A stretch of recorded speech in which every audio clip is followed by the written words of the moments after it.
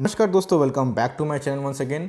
अपने इस चैनल पे आप सबका मैं तहे दिल से शुक्रिया करता हूँ बिकॉज ये चैनल ग्रो हो रहा है जस्ट बिकॉज आपकी वजह से। बहुत अच्छा रिस्पांस मिल रहा है गाइस, आप लोगों की वजह से इस तरह रिस्पांस देते रहिए तो बहुत अच्छे कंटेंट आपके लिए बना के लाता रहूँगा और आपको एजुकेट करता रहूँगा।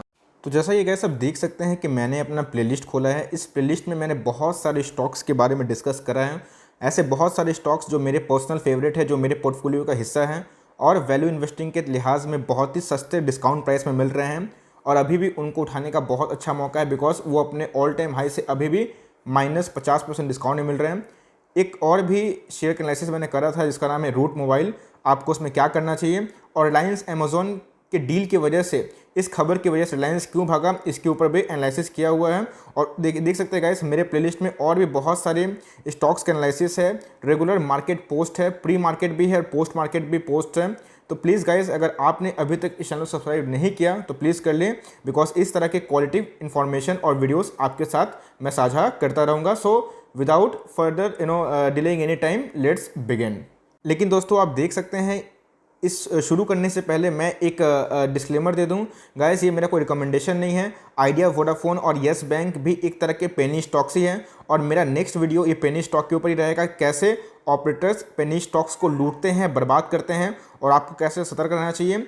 तो इन दोनों पेनी स्टॉक में कौन सा बेटर है और मैं अगर दाव खेलूँ तो किस पे खेल सकता हूँ, इसीलिए इस लिहाज से मैं वीडियो बना रहा हूँ। ये कोई रिकमेंडेशन नहीं है और ना ही ये दोनों, डिस्क्लेमर दे दूँ, ना ही ये दोनों स्टॉक मेरे पोर्टफोलियो में है क्योंकि मैं पेनी स्टॉक्स जनरली प्रेफर नहीं करता क्योंकि पेनी स्टॉक बहुत खतरनाक होते हैं और चट से पैसा आपका बर्बाद कर सकते हैं। तो उसके ऊपर वीडियो मैं आज शाम तक या फिर शायद कल सुबह तक पोस्ट करूं, तो गाइस आप बने रहे इस वीडियो के अंत तक। सो अब हम लोग एनालिसिस अपना शुरू करते हैं। तो एनालिसिस शुरू करने से पहले सबसे पहले मैं वोडाफोन आइडिया को ही अपना कंसिडर बेस करके एनालिसिस शुरू करना पसंद करूंगा। तो जैसा कि दोस्तों आप देख सकते हैं, आपसे प्राइस छुपा नहीं हुआ है। अब आज जब मैं ये वीडियो रिकॉर्ड कर रहा हूँ तो अभी का प्राइस 11 रुपया है और ये -2% डाउन में है, लेकिन वॉल्यूम बहुत अच्छी खासी दिखाई पड़ रही है।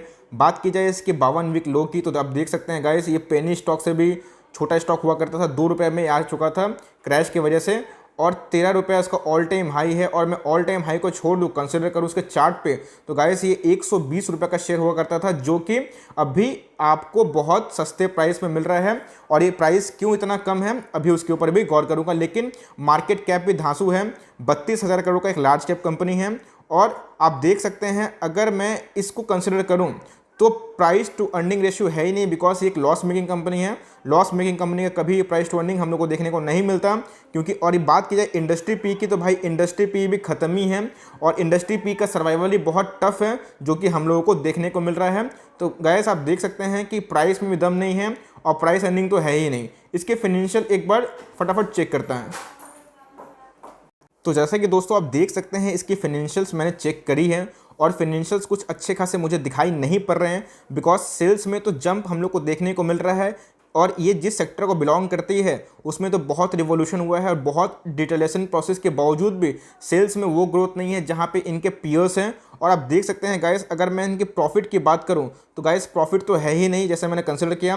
और देखिए, जो लॉस पिछले साल 14,000 करोड़ था, अभी वो बढ़कर -74,000 करोड़ जा चुका है। तो मेरे हिसाब से ये कंपनी तो लेने लायक नहीं है। ये कंपनी क्यों टूट रही है, इसका सीधा सीधा वजह है इसका कॉम्पिटिटर, इसका जियो जो बैंड बजा कर रखा है, भारतीय एयरटेल। तो गाइस इसके सर्वाइवल पे ही क्वेश्चन है। लेकिन जो 10 ईयर्स का एक्सटेंशन मिल चुका है बाय द कोर्ट कि आप अपना लोन 10 ईयर्स तक चुका सकते हैं, इसीलिए मे बी इसमें एक रैली आ सकती है। लेकिन गाइस वो रैली टेम्प्रोरी होगी और मुझे लगता नहीं है कि ये सर्वाइवल कर पाएगी बिकॉज जिस हिसाब से जियो और 5G का जो कनेक्शन चल रहा है, मार्केट में बात हो रही है, तो जियो के बाद जो कंपनी टिक सकती है अकॉर्डिंग टू मी तो वो एयरटेल ही होगी। वोडाफोन आइडिया को टिकने के लिए गवर्नमेंट का बहुत फेवर मिलना चाहिए, लेकिन गाइस गवर्नमेंट खुद ही फिजिकल डेफिसिट से जूझ रही है।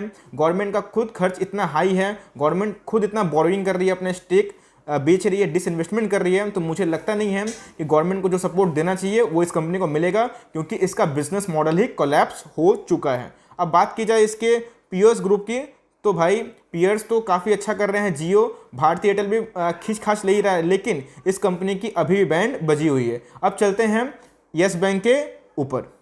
तो जैसा कि आप दोस्तों देख सकते हैं कि येस बैंक का जो टुडेज लो है वो 14 रुपये है। आज का परफॉर्मेंस ये 4% का अपर सर्किट हमको देखने को मिल रहा है, लगभग जो 5% का है। इसका 52 वीक लो आप देख, जो हाई है ऑफकोर्स ये 87 रुपया है। लेकिन मैं बता दूंगा गाइस, ये असल में ये फिगर नहीं है, बिकॉज ये 400 का स्टॉक हुआ करता था जो कि बहुत डिस्काउंट प्राइस में हम लोग को मिल रहा है। ये डिस्काउंट प्राइस नहीं, एक्चुअली क्रैश प्राइस है। और इसका जो 52 वीक लो है वो 5 रुपये का लगभग है। बात की जाए मार्केट कैप की तो ये वोडाफोन आइडिया के टक्कर का ही कंपनी है, उसका ही मार्केट कैप वाली कंपनी। लेकिन आप जो गौर करने वाली बात है गाइस, देखिए ये भी कंपनी एक लॉस मेकिंग कंपनी है, इसीलिए इसका पी अवेलेबल नहीं है। लेकिन वोडाफोन आइडिया से मैं इसको बेटर इसलिए समझता हूं क्योंकि वोडाफोन आइडिया का जो सेक्टर पी था वो 2 था, आप देख सकते हैं गाइस, ठीक है, जो कि बहुत चीप था। वो चीप नहीं, उसको मैं क्रैश चिप बोलूंगा, बिकॉज वैसा चीप नहीं कहलाता। बिकॉज जो मार्केट में प्रीमियम वैल्यूएशन पर डील करता है, मार्केट उसको सम्मान करता है, उसके बिजनेस को सम्मान करता है, इसीलिए वो अच्छा वैल्यूएशन पर हम लोग को देखने को मिलता है। इसकी पी भी एक कंसिडरेबली गुड है। और प्राइस टू अर्निंग तो ये तो लॉस मेकिंग कंपनी है, लेकिन इसका पीएस जरूर एक प्रॉफिट मेकिंग कंपनी है, क्योंकि ये बैंक से बिलोंग करती है ये सेक्टर। लेकिन बात की जाए वोडाफोन आइडिया की तो वो टेलीकॉम सेक्टर पे डील करती है। तो गाइस इसके फाइनेंशियल्स फटाफट चेक कर लेते हैं, उसके बाद मैं इसका शेयर होल्डिंग मैनेजमेंट चेक करूंगा, और उसके साथ साथ मैं इसका ऑल टाइम हाई, और आगे मुझे अगर चुनना हुआ तो मैं किस स्टॉक पे दाव खेलना पसंद करूंगा वो भी डिस्कस करूंगा। लेकिन वीडियो के अंत तक प्लीज बने रहें। तो जैसा कि दोस्तों आप देख सकते हैं, मैंने सीधा इसका जो फाइनेंशियल है वो खोल दिया आपके सामने, और आप देख सकते हैं गाइस कि कैसे इसके इंटरेस्ट अर्न इनकम में थोड़ी सी गिरावट हम लोग को देखने को मिल रही है। ऑफकोर्स थोड़ा स्लो डाउन तो एक बहुत बड़ा फैक्टर था, और उसके साथ साथ अगर मैं इसके प्रॉफिट और लॉस की बात करूं तो आप गाइस देख सकते हैं ये कंपनी भी एक लॉस मेकिंग कंपनी है, और कैसे ये कंपनी प्रॉफिट मेकिंग कंपनी से लॉस मेकिंग कंपनी में कन्वर्ट हो गई, बिकॉज इसके ऊपर बहुत सारे एलिगेशंस लगे, और इसके जो को फाउंडर थे मिस्टर राणा कपूर, उनके ऊपर एक सीरियस थ्रेट देखने को मिला, जिसके वजह से हम लोगों को ये मार्केट प्राइस में भी बहुत ज़्यादा क्रैश देखने को मिला, और ये 400 का शेयर 500 पे आता हुआ देखने को मिला। लेकिन गाइस अभी मैं बता दूं, अभी का जो येस बैंक है वो कंप्लीटली डिफरेंट है, बिकॉज अभी इसमें आरबीआई का हस्तक्षेप हो चुका है। आरबीआई इसको डील कर रही है, और आरबीआई ही इसको बचा के रखी है, वरना ये कंपनी तो खत्म ही हो जाती, लूटी जाती, चूंकि लूट तो चुकी है, अपने शेयर होल्डर के पैसे को बर्बाद भी कर दिए हैं। लेकिन गाइस रिटेल्स का बहुत इंटरेस्ट इन सब स्टॉक पे होता है। मैं डिस्क्लेमर दे दूं गाइस, मेरे पोर्टफोलियो में दोनों में से कोई भी स्टॉक नहीं है, बिकॉज मैं ऐसे घटिया पेनी स्टॉक पे निवेश करना पसंद नहीं करता हूं। लेकिन अगर इस पे भी मुझे किसी को दाव खेलना हुआ तो मैं किस पे दाव खेलना होगा वो डिस्कस करता हूं, बिकॉज मुझे दाव खेलना भी उसी स्टॉक पसंद है जिस पे इंश्योरेंस सेक्टर भी थोड़ा बिलीव करे, बिकॉज इंश्योरेंस सेक्टर बहुत देखा गया है कि बहुत कम केसेस में ही गलत होते हैं, बिकॉज उनका जो थिंकिंग होती है, एलआईसी होती है, वो बहुत कंजर्वेटिव होती है, और वो ज़्यादा रिस्क एपेटाइट नहीं होती है। तो गाइस ऐसे रिटेलर हम लोगों को भी उतने खतरों को भी खिलाड़ी नहीं बनना चाहिए, वरना हम लोगों का पैसा मार्केट में बनने की जगह साफ हो सकता है। तो दोस्तों आप देख सकते हैं कि मैंने शेयर होल्डिंग मैनेजमेंट खोल दिया है, ये वोडाफोन आइडिया का है। तो मैं बता दूं 72% स्टेक वोडाफोन आइडिया के प्रमोटर्स के पास है, और एफआईआईस ने अपना स्टेक बहुत कम कर दिया। और देख सकते हैं जो कि इंपॉर्टेंट चीज़ है, रिटेल का पार्टिसिपेंट देखिए, रिटेल को लगता है कि वो वॉरेन बफेट बन चुके हैं, और इन सब गिरे हुए स्टॉक पे वो वैल्यू इन्वेस्टिंग का नज़रिया ढूंढते हैं, और उनका पैसा खत्म हो जाता है। गाइस वैल्यू इन्वेस्टिंग के ऊपर मैंने बहुत सारे स्टॉक का लिस्ट दिया हुआ है, बहुत सारे क्वालिटी स्टॉक्स हैं जो अभी भी अपने मार्केट प्राइस से -40% डिस्काउंट मिल रहे हैं, लेकिन वैल्यू इन्वेस्टिंग उनमें डिटेल्स को दिखाई नहीं पड़ती है। जो 95% के टूट जाते हैं वैल्यू इन्वेस्टिंग उसको बोलते हैं, उनको ऐसा लगता है, लेकिन गाइस वो पूरा गलत होते हैं, क्योंकि आप देख सकते हैं कि जो इंश्योरेंस सेक्टर भी है बहुत माइनर सा स्टेक लेके रखे हैं 1.34%, जो कि बहुत ही कम है इस कंपनी के कद के हिसाब से। बात की जाए येस बैंक की तो आप देख सकते हैं गाइस, पहले जब येस बैंक का 4 क्वार्टर का पहले जो रिटेल पार्टिसिपेंट बहुत कम था, लेकिन पैनिक के वजह से, फियर के वजह से बहुत सारे लॉसेस में रिटेलर्स अपना माल बेच दिए, और उनको लपका एफआईआईस ने और डीआईआईएस और म्यूचुअल फंड ने। और guys as per the RBI rule norms जो कि रिस्ट्रक्चरिंग हुआ, वहाँ पे इंस्ट्रक्शन आए बहुत सारे बैंक्स को और बहुत सारे इंश्योरेंस कंपनी को कि आप इसमें निवेश करें। इसीलिए देख सकते हैं गाइस, इंश्योरेंस सेक्टर ने जहाँ पे अपना स्टेक बहुत कम कर लिया था पिछले 2 क्वार्टर में, उसके बाद अचानक 5% का जंप हम लोग को देखने को मिला। इसका मतलब इसके पीछे आरबीआई का सपोर्ट है। लेकिन गाइस वोडाफोन आइडिया अगर चल भी देते हैं, वो एक विदेशी कंपनी है, इससे गवर्नमेंट को थोड़ा सा लॉस हो सकता है, गवर्नमेंट थोड़ा क्रिटिसाइज सह सकती है, जॉब लॉस हो सकता है, लेकिन गवर्नमेंट को उतना फर्क नहीं पड़ेगा जितना अगर आरबीआई के अंडर में बैंक अगर फिर से कोलैप्स हो जाता है। तो अगर इसका ऑल टाइम चार्ट दिखाऊं गाइस तो आप देख के दंग रह जाएंगे। दोस्तों आप देख सकते हैं ये इसका ऑल टाइम चार्ट है, ये येस बैंक का ऑल टाइम चार्ट है। आप कंफ्यूज ना होइएगा बिकॉज दोनों का प्राइस लगभग सेम है। तो मैं बता दूं ये ये वोडाफोन आइडिया का, सॉरी ये वोडाफोन आइडिया का ऑल टाइम का जो पैटर्न है। ऑफ कोर्स आप देख सकते हैं गाइस कैसे वोडाफोन आइडिया ने अपने इन्वेस्टर्स के पैसे को कंगाली के रास्ते पे ढकेल दिया, लेकिन इन्वेस्टर्स के पास ऐसे बहुत मौके थे जहां पे वो एग्जिट कर सकते थे, बट उन्होंने किया। और ये सब जो पॉइंट है गाइस जिसको मैं मार्क करना चाहूँ, रिटेल्स बहुत लालची होते हैं बिकॉज उनको या तो टॉप में बेचना होता है और बॉटम में खरीदना होता है। बॉटम के चक्कर में इतना खरीद के फंसते गए कि आप देख सकते हैं कि कितना ट्रैप लगा।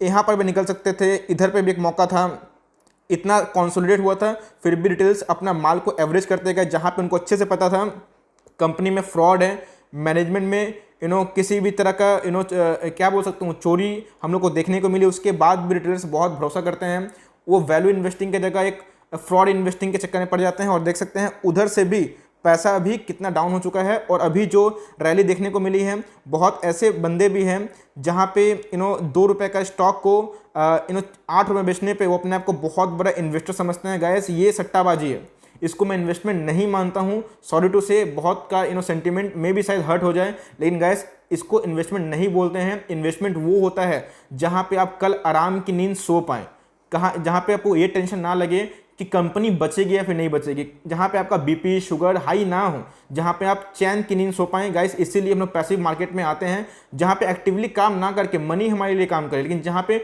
मनी बचे या फिर ना बचे इस पर ही क्वेश्चन मार्क है। तो गाइस मैं क्या बोलूँ, अगर ऐसा स्टॉक पर आपको रिस्क लेना है तो अपने पोर्टफोलियो का 0.1% रिस्क ले सकते हैं। लेकिन बहुत ऐसे बंदे भी हैं जो अपने पोर्टफोलियो में 90 से 80% इन सब पेनी स्टॉक को जगह देते हैं, या तो चांद तक वरना शाम तक वाली कहानी है, उसके बाद कहानी सबकी खत्म होती है। और इस स्टॉक की भी हुई है। ये येस बैंक का चार्ट है गाइस, आप देख सकते हैं ये येस बैंक भी पहले अच्छा बैंक हुआ करता था फ्रॉड के पहले, लेकिन देखिए गाइस ये 400 का स्टॉक कैसे अभी पेनी स्टॉक में कन्वर्ट हो चुका है। लेकिन अगर मैं वोडाफोन आइडिया और येस बैंक, मैं इसको इनिशियल लिखना पसंद करूंगा, येस बैंक और वोडाफोन आइडिया में अगर दाव खेलना हो तो ऑफकोर्स मैं येस बैंक को चुनूंगा।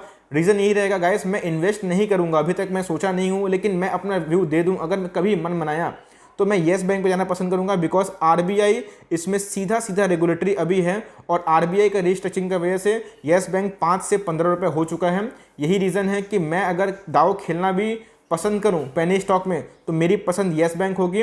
वोडाफोन आइडिया को मैं इसलिए नहीं चुनना चाहूँगा, भले ये 100 क्या 500 हो जाए, लेकिन मैं इसलिए चुनना नहीं चाहूँगा बिकॉज इसके जो कॉम्पिटिटर है वो बहुत बड़े जाइंट हैं। और वोडाफोन आइडिया का सर्वाइवल मुझे तो 5G पे भी लगता नहीं है कि इनको एक स्पेक्ट्रम का लाइसेंस मिलेगा और ये इतना खर्च बर्दाश्त कर सकेंगे। अगर करते हैं तो बहुत अच्छी बात है, सोचेंगे उसके बाद वीडियो बनाएंगे। बिकॉज स्टॉक मार्केट का विजनरी भी बहुत बार मात खा जाता है बिकॉज न्यूज़ ऐसे होते हैं, कुछ डील्स ऐसे हो जाते हैं, गवर्नमेंट का हस्तक्षेप ऐसा हो जाता है कि कभी भी कुछ भी हो सकता है गाइस। तो ये बहुत शॉर्ट वीडियो थी लेकिन बहुत लॉन्ग बन गई। I am really very sorry guys. मैं हमेशा चाहता हूँ कि शॉर्ट वीडियो बनाऊँ जहाँ पे आपका टाइम सेव हो, लेकिन थोड़ी सी अच्छे एनालिसिस पे थोड़ा समय लग जाता है guys. So for time being that's the end of the video. मिलते हैं जल्दी गाइस, तब तक के लिए bye, thanks for listening, God bless you all. लेकिन कमेंट बॉक्स में जरूर लिखिए गाइस कि आपको इन दोनों में से कौन सा बेटर लगा, और अगर आपको दाव खेलना हो तो किस पे खेलेंगे। डिस्क्लेमर गाइस, ये मेरा रिकमेंडेशन स्टॉक नहीं है बिकॉज मेरे पास दोनों में से कोई स्टॉक नहीं है, और मैं सोचा भी नहीं हूं कि इन सब स्टॉक को अपना पोर्टफोलियो में रखूं। अगर मुझे मौका मिलता है तो ही मैं येस बैंक में सोचूंगा, लेकिन तब तक के लिए अपना रिसर्च खुद करें अपने फाइनेंशियल एडवाइजर से। तो मिलते हैं जल्दी गाइस, सी यू सून।